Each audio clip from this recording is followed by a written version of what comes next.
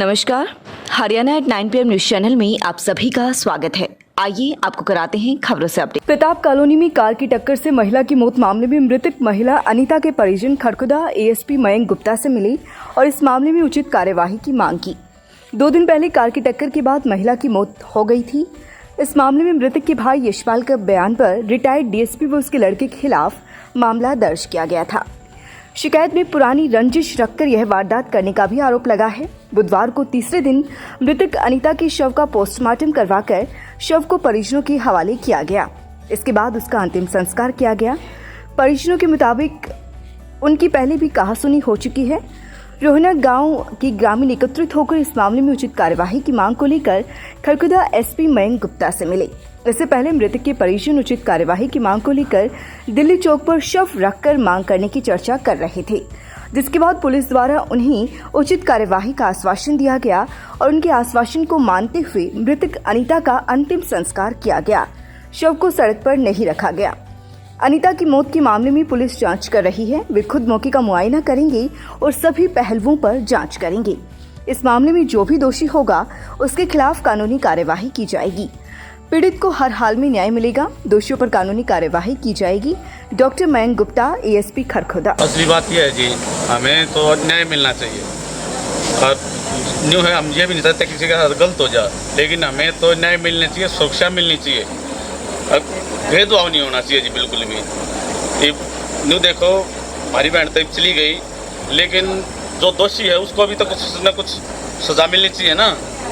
New तो जी गाड़ी चढ़ाए जाएंगे, लोग मरे जाएंगे, कुछ न कुछ तो इस चीज़ का समाधान होना चाहिए जी। SP साहब ने आश्वासन दिया, भाई जो कार्रवाई है वो हम करेंगे, और भाई हम SP साहब की जो बात उन्होंने कही है, भाई हम संतुष्ट हैं और बाकी देखते हैं क्या होता है। हमारी डिमांड न्यू है जी, जिसने ये गलत काम किया है उसको पकड़ के अंदर डालो और जो ठीक कार्रवाई उसने करो, और हमें न्याय चाहिए जी। बिरला अंतर्राष्ट्रीय स्कूल में समर कैंप में बच्चों ने दिखाई अपनी प्रतिभा, बनाई कलाकृतियाँ।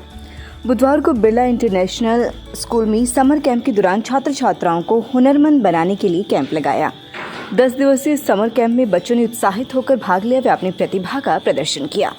बच्चों ने रचनात्मक कार्य सीखे और अपने हाथों से कलाकृतियां बनाई। बच्चों में सृजनशीलता, कला कौशल, रचनात्मक विकास करने के लिए आयोजित समर कैंप का समापन हुआ। इसमें शामिल छात्र छात्राओं में उत्साह और जोश देखने को मिला। इस कैंप में विभिन्न प्रकार की गतिविधियां कराई गई, जिनमें घुड़सवारी, मिट्टी के बर्तन बनाने की कला और शिल्प, नृत्य कला, कंप्यूटर कोडिंग, रोबोटिक, व्यक्तित्व विकास, कराटे, आत्मरक्षा प्रशिक्षण, बॉक्सिंग। इस समापन समारोह के अवसर पर सभी विद्यार्थियों ने बुधवार को इस कैंप में बनाई गई कलाकृतियों व अपनी प्रतिभाओं का प्रदर्शन किया। विद्यालय के चेयरमैन कुलदीप सिंह दहिया, कार्यकारी अधिकारी सिकंदर दहिया, डायरेक्टर प्रवीण डागर, प्रधानाचार्य दिनेश शर्मा, इन सभी ने प्रतिभागी विद्यार्थियों को प्रमाण पत्र देकर सम्मानित किया। कन्या कॉलेज खरगोदा में स्पोर्ट्स, न्यूट्रिशन एंड फिजियोथेरेपी विभाग द्वारा 2 दिवसीय कार्यशाला की बुधवार को शुरुआत की गई।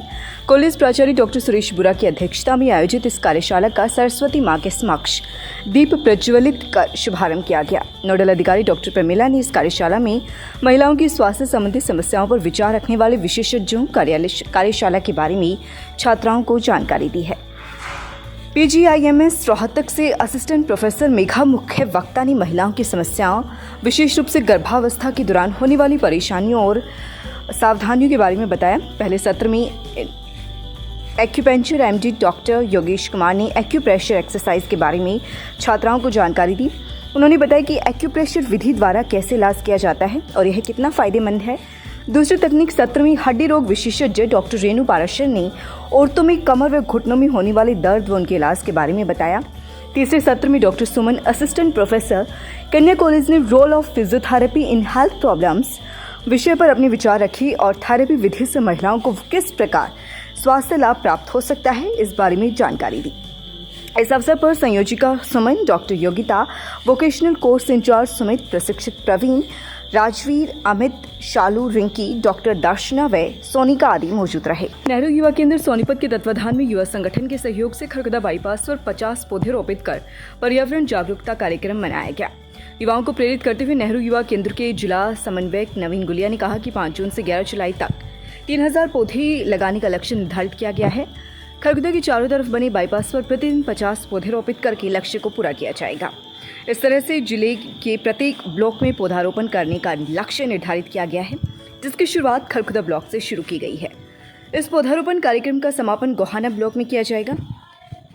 इस मौके पर युवा संगठन के सदस्य कुलदीप, सचिन, अनुज, गोविंद, योगेश, रोहित, पवन, संदीप, रवि ने पौधारोपण करने में सहयोग किया। बुधवार को गांव मटिंडू में खंड कृषि अधिकारी की अध्यक्षता में किसान गोष्ठी का आयोजन किया गया। किसानों की जानकारी देते हुए खंड कृषि अधिकारी डॉक्टर रविंद्र दहिया ने कहा कि किसानों को पानी बचाने के लिए धान की सीधी बिजाई करनी चाहिए, जिससे पानी व मजदूरी की लागत कम होती है और किसानों की पैदावार पूरी मिलने से लाभ प्राप्त होता है। जिन किसानों ने पिछले वर्ष धान की फसल लगाई थी, इस बार उन खेतों में धान की बजाय कपास, जवार, सब्जियां, दाल की खेती करनी चाहिए। जो किसान खेत को खाली भी रखता है तो उन किसानों को सरकार द्वारा 7,000 रुपये प्रोत्साहन राशि के रूप में दी जाएगी।